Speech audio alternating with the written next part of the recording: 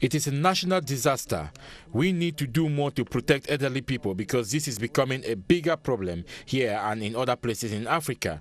Currently in Kenya, if a person is suspected of being a witch, the only solution in Kenya is to slash that person with a machete.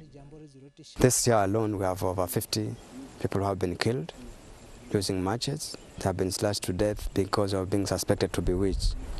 I'm very sure most of them are not practicing it, but because if somebody gets a letter or being just accused to be a witch, nobody has sympathy with that person. They think the right thing to be done to that person is to be slashed to death. My community will accept me back because there is evidence that I have been cleansed.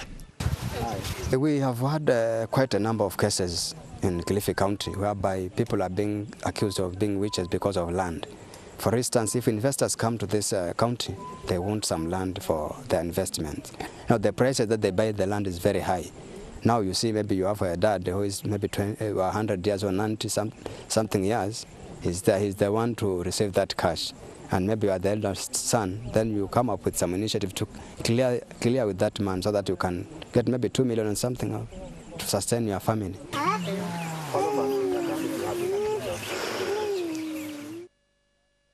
A Kurdish poet finds the perfect illustration for her poetry in African music. Sarah Omar performs her poems accompanied by the music of the kora, performed by African musicians Sura Suso.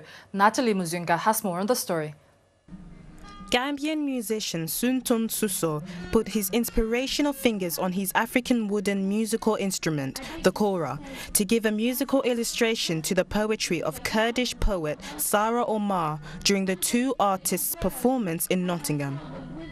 The 10-day world event Young Artists Festival, which opened on September the 7th, showcased 1,000 artists from 100 nations. 26-year-old Sarah Omar, who spent her childhood in both Denmark and the Middle East, says her poems reflect her personal life and political issues such as corruption, war, abuse, and women oppression. I have been through a lot in my life. I have been in war, I have been living in different places, felt homeless, and it's about my life, actually. So if you read my poetry, you will have a clear image of how I have been living. Omar is also a volunteer activist in women's rights organizations and tries to give a voice to women in the Middle East through her poetry. I'm trying to give the power back to Middle Eastern women, just to come up and see, yes, we are here and we can. And no one can stop us. The kora, a West African instrument with 21 strings combining features of the harp and the lute, aids Omar in her illustration of poetry. Omar says African music and her poetry are the perfect combination.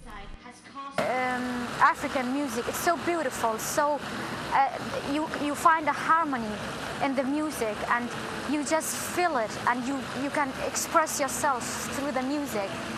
So when I'm reading my poetry and having this kind of music in the background, I'm just not there. I'm there, but I'm just not there. I'm in my own world, and it gives me a kind of peace. Suntun Suso performed side by side with Omar and says Omar's words and his music create a powerful artistic fusion. It gives me a lot of feeling. Because like she's talking and I'm playing. When she's talking, when I'm playing, I just feel very, very, very big feelings at me. The festival, which ended on Sunday, is hosted by UK young artists and supported by the Arts Council England. The British producer arrested last Thursday for screening a gay film in Uganda has been released on bail. David Cecil posted a bail of 500,000 shillings, almost £124, and was ordered to surrender his passport. He will appear in court on October 18th. The issue of homosexuality in Uganda has been highly debated. David Cameron even threatened cutting off aid to the country if its parliament did not drop the bills punishing gay people. The bill had a clause suggesting the death penalty, which has raised hackles across the West, be dropped. Homosexuality is illegal in Uganda and gay people are still attacked and live in hiding. Meles Zenawi's replacement has been earmarked to be Mr. Hailemariam Desalegn.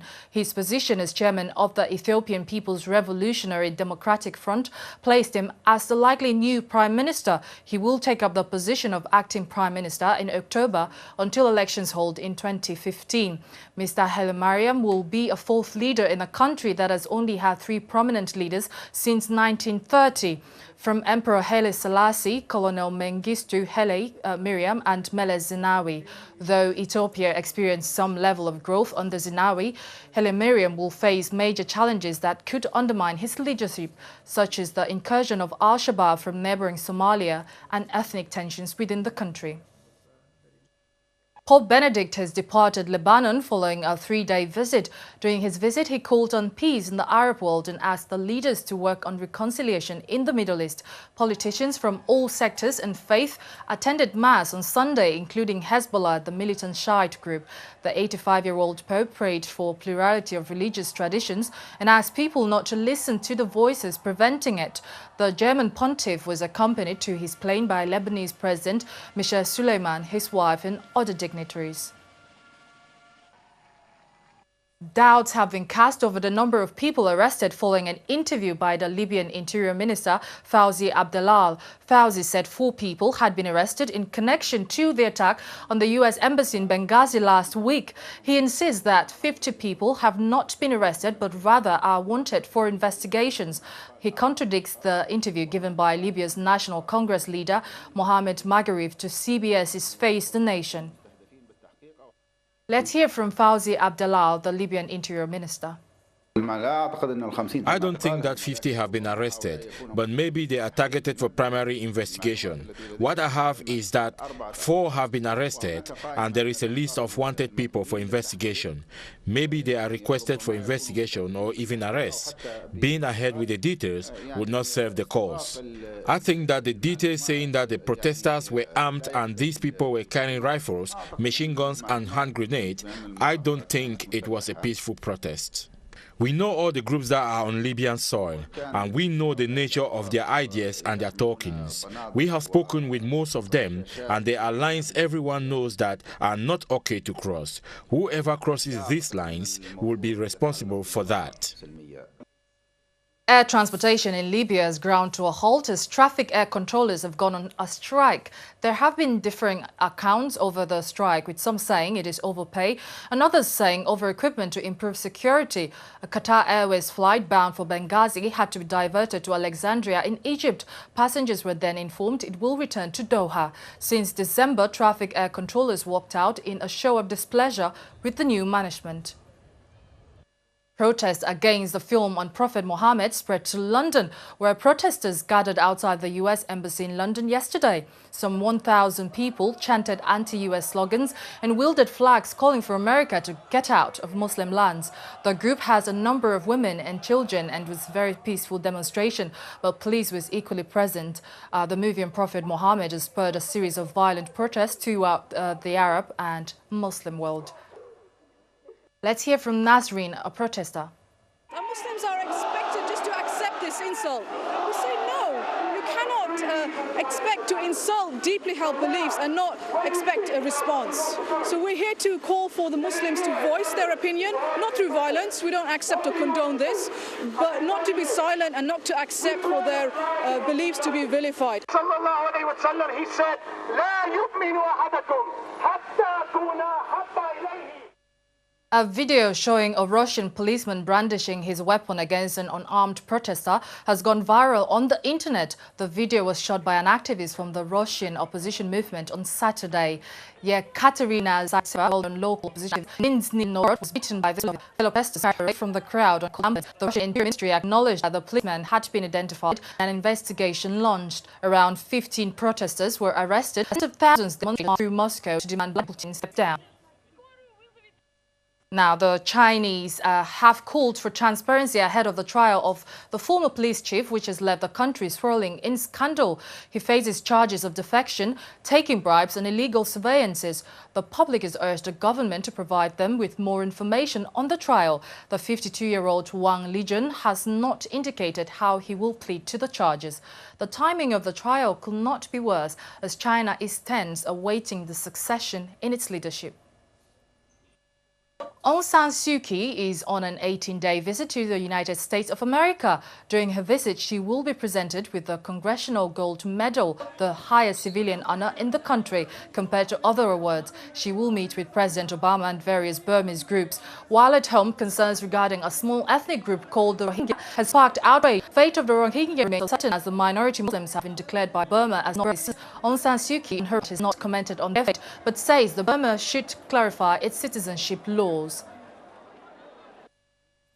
Pole climbing is nothing new to palm wine tappers and palm fruit harvesters in most African countries. However, now this activity is gathering momentum around the world as pole climbing championships took place in rural England last Saturday. Entrants ranged from foresters to tree surgeons and graphic designers. They travelled from as far away places as New Zealand. The spectre of the event was 79-year-old George, who climbed an 80-year-old tree, almost as old as himself. Following the loss of his wife to cancer 14 years ago, George climbs poles to raise money for cancer charity. The championships will take place in the UK again in 2 years' time. The record holder, Grant Gallagher, won in 10.13 seconds, beating his previous records. Let's hear from participants and defending champions. Well, to be a good pole climber, it takes a lot of speed in the legs. You've got to be physically fit. Certainly can't be afraid of heights. Physically very strong. Upper body strength, extremely important. Strong, powerful legs to be able to get the power from your legs to really propel yourself up the top of that 80-foot timber pole. Not a lot of people believe me. Usually I have to get my camera out or whatever and show them a video of what we do for them to, work out what we actually do. Yeah, it's very competitive. There's 4 or 5 lads which are really close, and when you get into a final and it's 0.0 of a second between you, it's very competitive. There's nowhere to train or anything like that. I used to do a lot of swimming, canoeing, the bike, and I loved rowing as well. And I've always kept active. I've always liked to be outside. 3, 2, 1, go, shipping!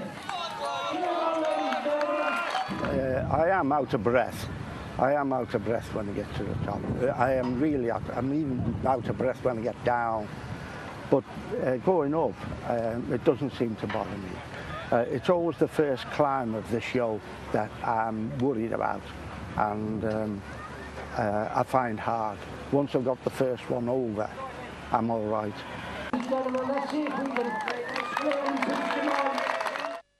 Let's have a look once again at today's major headlines.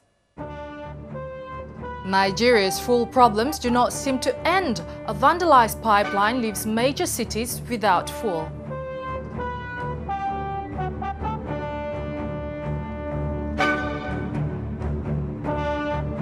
It is still trouble in the Sahel as the food crisis in Niger is no closer to abating.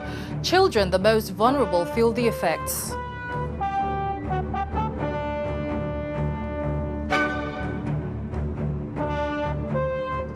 The Prophet Muhammad film has kick-started a protest which could match the Arab Spring. The protests have reached the streets of London.